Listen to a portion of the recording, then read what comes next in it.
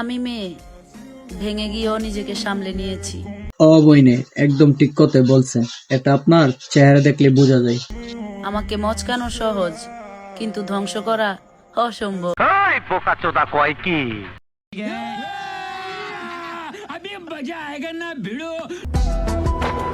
ব্যথা প্রকাশ করার পরেও তুমি ব্যথাই দিলে।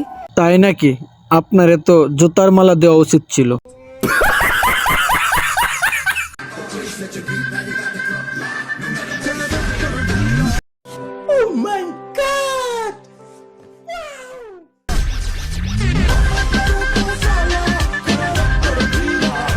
আমি জানি আপনারা শুধু ওনার আইফোনের দিকে নজর দিছেন, অন্য কোনো দিকে না।